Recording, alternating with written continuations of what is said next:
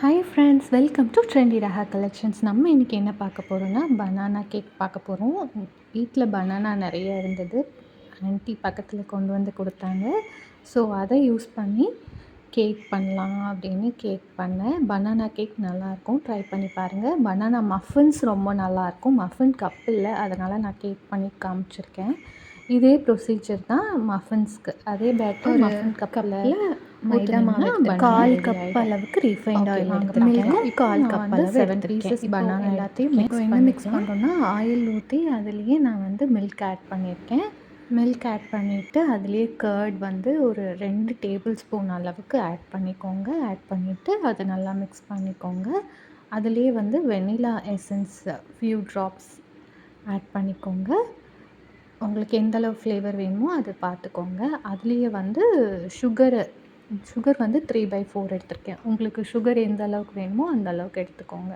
சிப்பெட்டுக்கு 1/2 cup போதும். So 1/2 எடுத்துக்கலாம். இதுக்கு நாட்டு சர்க்கரையும் போடலாம். நான் இப்போ ஒயிட் சுகர் எடுத்திருக்கேன்.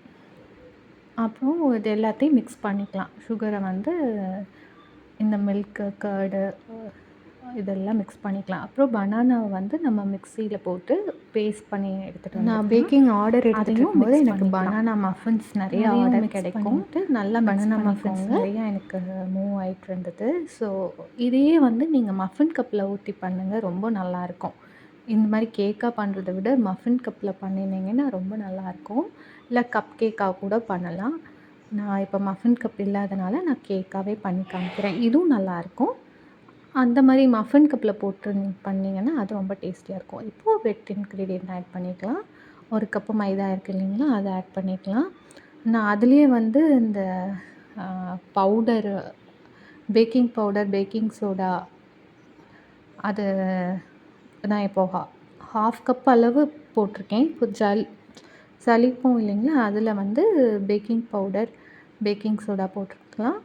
பேக்கிங் சோடா 1 பிஞ்சும் பேக்கிங் பவுடர் 1/4 ஸ்பூனும்.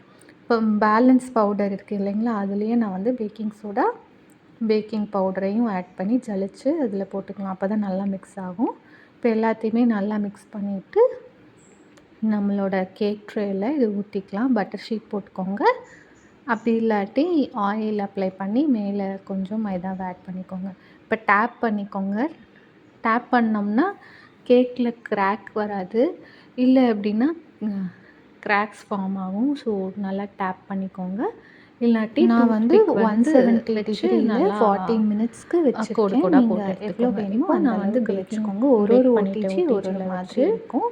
ஸோ உங்கள் ஓடிஜியில் டெம்பரேச்சர் என்ன அப்படிங்கிறத பார்த்துக்கோங்க. இப்போ பேக் ஆனோடனே எடுத்து சர்வ் பண்ணிடலாம். அவ்வளோதான். நான் கேக் ஆறதுக்குள்ளேயே பாப்பா கட் பண்ணிட்டா. ஓகே, ட்ரை பண்ணி பார்த்துட்டு அதுவும் பாப்பா கட் பண்ணிட்டா. அவசரமாக லைக் பண்ணுங்கள், சப்ஸ்கிரைப் பண்ணுங்கள்.